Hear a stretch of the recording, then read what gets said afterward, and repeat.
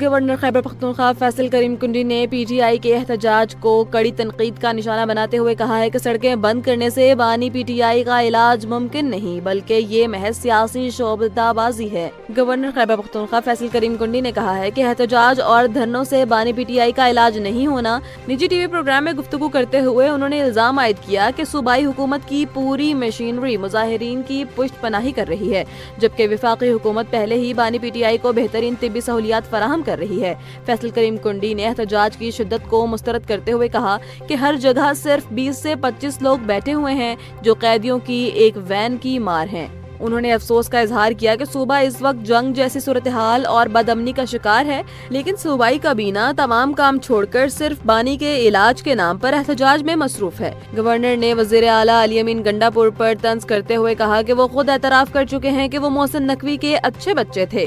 انہوں نے واضح کیا کہ بانی پی ٹی آئی کسی عام قیدی کی طرح تنگ بیرک میں نہیں بلکہ تمام تر سہولیات کے ساتھ جیل میں موجود ہیں۔ پی ٹی آئی صرف انتشار پھیلانا چاہتی ہے۔